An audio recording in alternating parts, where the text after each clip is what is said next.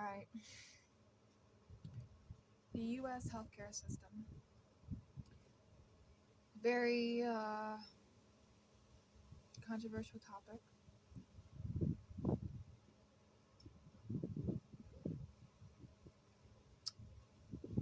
but it affects the majority of us. There's a lot of Americans out here struggling.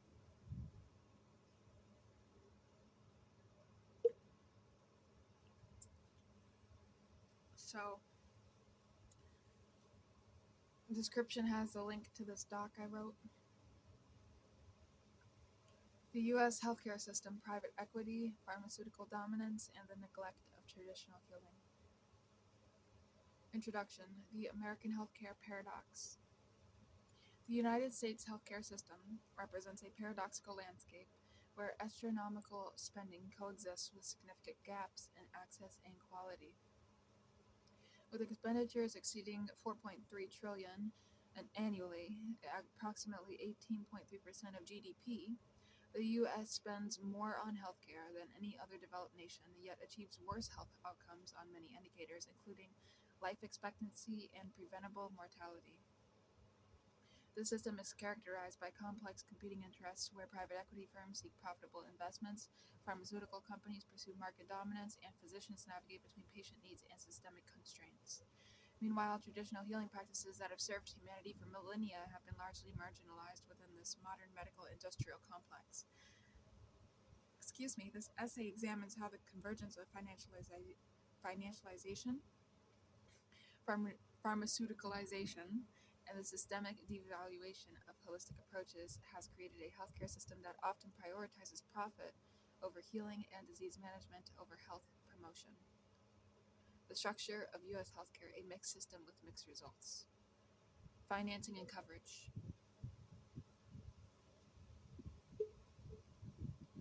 The U.S. healthcare system operates through a complex patchwork of public and private financing mechanisms without universal coverage. Approximately 50% of Americans receive private insurance through their employers, while 20% rely on Medicaid, 14% on Medicare, and 1% on other public forms of insurance like Veterans Health Administration, leaving 9% uninsured. This multi-payer system creates administrative complexity and significant disparities in access to care. The absence of a unified system means that financial barriers often prevent timely medical intervention, particularly for vulnerable populations. The Affordable Care Act, ACA, of 2010 reduced the uninsured rate from 16% to 8.5%, but millions remain without adequate coverage. The U.S. remains the only high-income country without universal health coverage, reflecting a political philosophy that emphasizes individual responsibility over collective protection.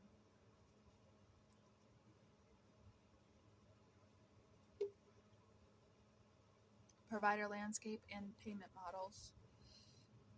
The delivery system is equally fragmented with a mix of nonprofit institutions, 56%, public hospitals, and for profit facilities. Physicians largely operate on a fee for service model that incentivizes volume over value, using current procedural terminology, CPT codes for billing services. Hospitals are typically paid through diagnostic related groups, DRGs, fixed payments for specific conditions, regardless of actual treatment costs, which creates incentives for efficiency but may also encourage premature discharges. This payment structure fundamentally shapes care delivery, prioritizing procedural interventions over preventative counseling or time intensive holistic approaches that are less financially rewarded. Healthcare coverage in the United States. This is from 2019. So, coverage type, percentage of population, primary characteristics. There's employer sponsored insurance, 50%, private group insurance through workplaces, Medicaid, 20%, state federal program for low income individuals, Medicare, 14%, federal program for the elderly and disabled, other public insurance, 1%, Veterans Health Administration, Military Health Service, non group insurance, 6%, privately purchased through marketplaces, uninsured, 9%, no health coverage at all. The private equity takeover, profit over patients, the business model of private equity in healthcare. Private equity firms have dramatically increased their healthcare investments, seeing the 4.3 trillion sector as ripe for profit extraction. These firms typically acquire healthcare facilities using high levels of debt, then implement aggressive cost-cutting measures before selling them within 3 to 7 years for substantial returns. As Senator Chuck Grassley noted, private equity represents capitalism on steroids in healthcare, the sharp end of profit driven medicine.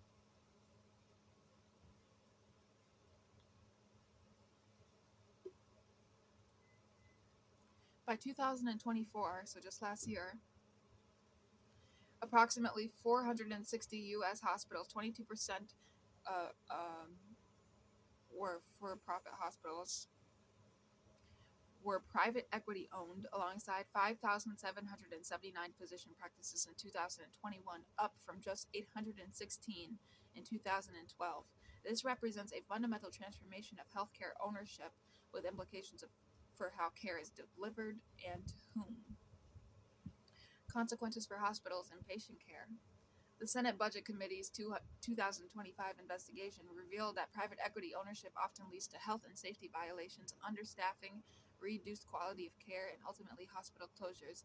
Specific findings include a 25% increase in hospital acquired complications among Medicare patients at private equity owned hospitals, a 38% increase in bloodstream infections from central lines despite 60% fewer central lines placed, a 27% relative increase in patient falls compared to non private equity hospitals. The 2024 collapse of Steward Healthcare, formerly the largest private for profit health system in the U.S., illustrates these dangers. After private equity firm Cerberus Capital Management acquired it in 2010, Steward sold its hospital properties to Medical Properties Trust, then leased them back, creating inflated rental obligations that diverted resources from patient care. As conditions deteriorated with reports of understaffed ERs, ill equipped maternity wards, and even bat infestations, the company paid $800 million to investors, and its CEO enjoyed a lavish lifestyle, including a $40 million yacht, while patients suffered. Such cases exemplify how the financialization of healthcare can prioritize investor returns over community health needs. Clearly, obviously.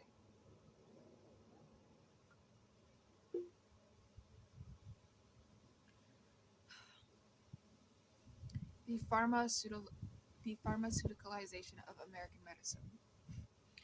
Physician industry, relationships, and prescribing patterns. Concurrent with private equity's growth, pharmaceutical influence has profoundly shaped medical practice. Approximately 90% of pharmaceutical advertising budgets target physicians, and nearly half of U.S. physicians receive annual payments from the industry. These financial relationships, including consulting fees, speaking honoraria, meals, and travel accommodations, significantly influence prescribing patterns.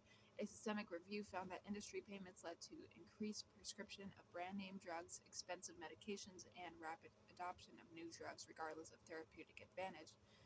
This influence is particularly concerning given that 90% of physicians in some specialties participate in industry sponsored events.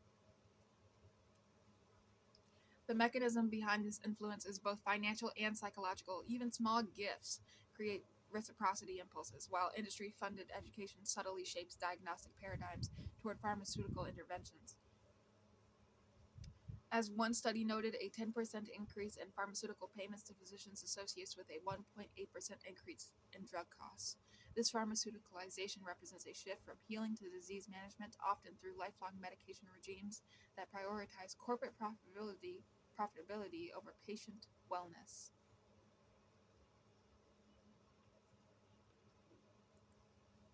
Structural barriers to non pharmaceutical approaches. The U.S. healthcare system's structure further reinforces pharmaceutical dominance. Fee for service payment models reimburse procedures and prescriptions more generously than time intensive counseling on lifestyle modifications or traditional approaches. Insurance formula Insurance formularies often restrict coverage to FDA-approved pharmaceuticals while excluding herbal medicines or complementary therapies. Medical education, heavily subsidized by pharmaceutical funding, provides minimal training in nutrition, lifestyle medicine, or traditional healing modalities. Together, these factors create a systemic bias toward pharmaceutical solutions, even when non-drug approaches might be equally or more effective with fewer side effects. Traditional healing, historical wisdom, and modern traditional healing, historical wisdom, and modern marginalization. Bear with me, people. Ancient healing traditions and their relevance. Before the rise of modern medicine, all cultures developed sophisticated healing systems based on local plants, spiritual practices, and holistic concepts of health.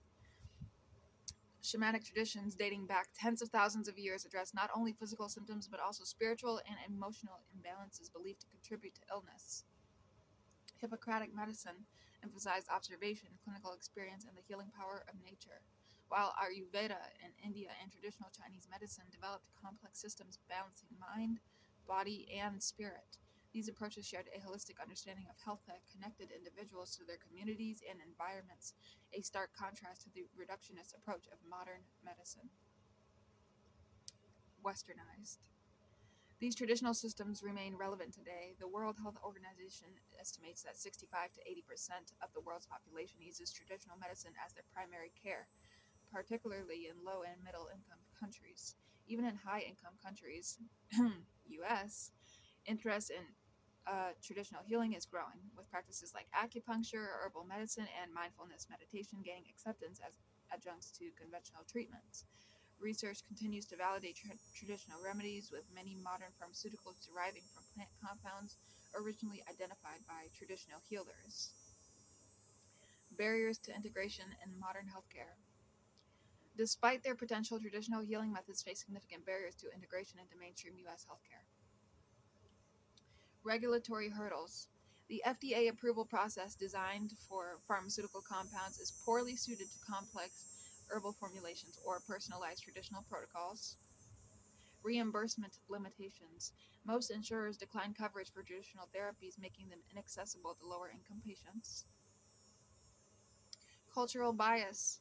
Western medical culture often dismisses traditional approaches as unscientific without evaluating their empirical foundations. Intellectual property issues. Traditional knowledge developed collectively over generations cannot be patented, reducing profit incentives for research and development. Patented. Patented. You'll see in the doc if you read it. This is why I have all my Google Docs in the description of my videos when I'm reading them. Alright. Just wanted to stand up because I'm tired of sitting. Alright. Comparison of medical paradigms in U.S. healthcare. Aspect, conventional medicine, traditional healing, primary approach, disease-centered, evidence-based, holistic, experience-based treatment focus, pharmaceutical intervention, surgery, balance, natural remedies, spiritual harmony, financial model, fee-for-service, high technology, often out-of-pocket, low technology, regulatory status, well-established, FDA approved, variable, often unregulated, insurance coverage, generally covered, rarely covered.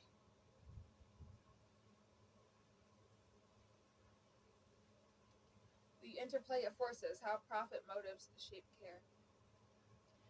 Converging interests and their consequences. The U.S. healthcare system's problems stem not from isolated factors but from converging interests that prioritize profitability over health. Private equity firms seek short-term financial returns through cost-cutting and financial engineering. Pharmaceutical companies pursue long-term market expansion through physician influence and disease categorization. Meanwhile, fee-for-service payment incentivizes procedures over prevention. Together, these forces create a system that excels at high-cost intervention but fails at cost-effective prevention and holistic health promotion. This convergence has material consequences for patients.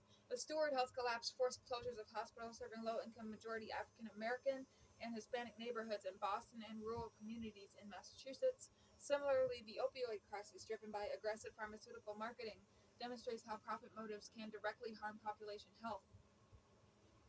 At the same time, patients seeking alternatives find limited options. Traditional healing methods remain largely out of pocket, expenses inaccessible to many, while functional medicine and integrative approaches become luxury services for the affluent.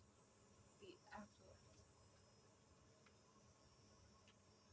Pathways for a more balanced system. Reforming the system requires addressing its structural perversities. Potential approaches include payment reform, shifting from fee-for-service to value-based models that reward health outcomes rather than service value. Transparency measures, implementing mandatory disclosure of physician-industry relationships and private equity ownership structures. regulatory modernization, developing appropriate frameworks for evaluating traditional therapies without imposing pharmaceutical standards, medical education reform, reducing industry influence in training and incorporating evidence based traditional methods into curriculum, cultural humility, recognizing the value of diverse healing traditions and addressing healthcare disparities through culturally responsive care. The COVID 19 pandemic revealed both the strengths and weaknesses of the U.S. system. Remarkable vaccine development alongside tragic health inequities and medical supply shortages.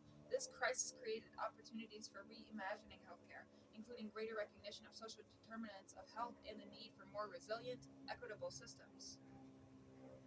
Conclusion: Reclaiming health in American healthcare. The U.S. healthcare system stands at a crossroads, torn between its healing mission and profit maximizing incentives. The private equity model of extracting value from healthcare facilities combined with pharmaceutical dominance over therapeutic paradigms has created a system that often prioritizes financial returns over health outcomes. Meanwhile, traditional healing approaches that address health holistically remain marginalized, unvalidated by conventional research, unreimbursed by insurers, and unavailable to those who cannot pay out of pocket. The situation serves neither patients nor practitioners nor even the system itself. Physicians increasingly report burnout and moral injury from practicing assembly line medicine under corporate constraints. Patients experience financial toxicity and fragmented care despite astronomical spending. Communities lose essential services when hospitals close due to financial engineering rather than clinical failure.